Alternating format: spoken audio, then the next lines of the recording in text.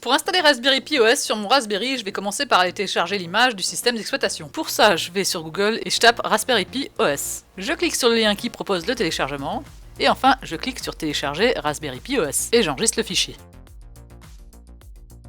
Maintenant, il va falloir que j'aille télécharger le logiciel qui va me permettre d'écrire l'image sur ma carte SD. Moi j'utilise Rufus, mais il y a d'autres logiciels comme par exemple Balena Etcher ou encore UNetBootin.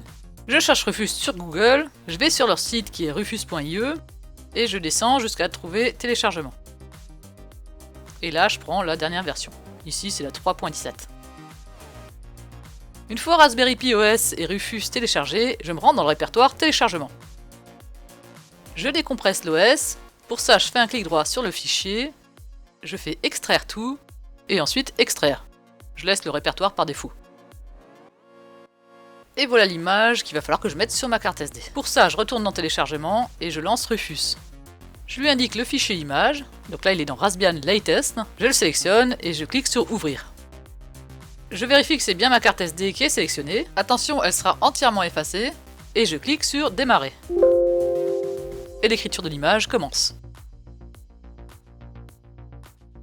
La carte SD est prête, j'ai plus qu'à l'éjecter et la mettre dans le Raspberry. Maintenant je vais brancher le Raspberry à un écran, un clavier et une souris, et ensuite je vais le brancher. Donc je branche l'alimentation sur le port micro USB. Linux va se lancer et comme c'est la première utilisation, il va falloir faire quelques paramétrages. Je clique sur suivant, et là je règle le pays, la langue et la zone de temps.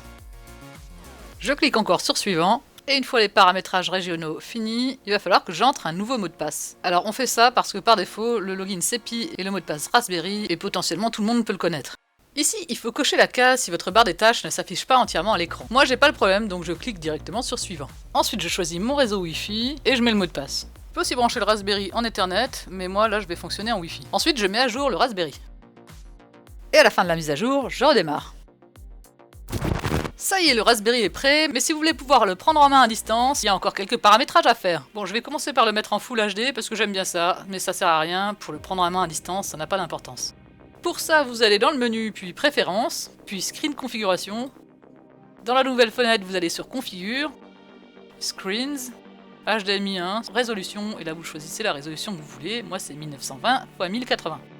Ensuite vous validez avec la coche verte, il va vous demander si c'est bon, vous validez une seconde fois, et vous pouvez fermer la fenêtre. Maintenant on va passer aux choses sérieuses, donc vous cliquez de nouveau sur la framboise, Préférences, Configuration du Raspberry Pi, Interface, et on va activer SSH et VNC, et cliquez sur Valider.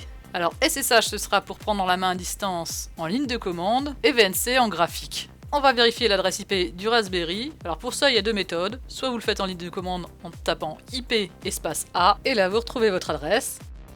Sinon vous survolez simplement l'icône réseau et l'adresse devrait s'afficher. Maintenant on va passer sur la machine depuis laquelle vous souhaitez prendre la main à distance. Ici je vais partir du principe que c'est un Windows. On va aller récupérer les logiciels qui nous intéressent sur un site qui s'appelle Ninit, qui est assez pratique parce qu'il regroupe pas mal de choses.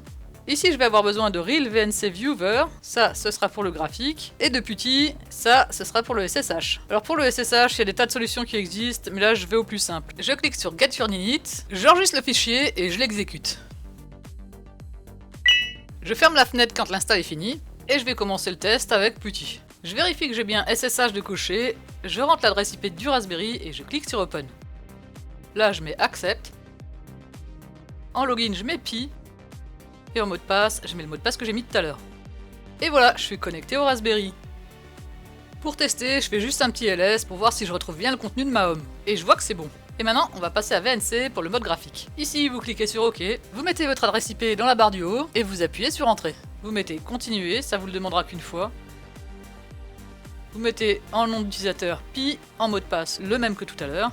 Et voilà, vous êtes connecté à votre Raspberry à distance. Vous n'avez plus besoin de le brancher à un clavier, une souris et un écran. Il suffit qu'il soit connecté à votre réseau pour pouvoir le piloter à distance. Voilà, j'espère que cette vidéo vous a plu. Si c'est le cas, n'hésitez pas à vous abonner. Merci d'avoir regardé et je vous dis à une prochaine fois.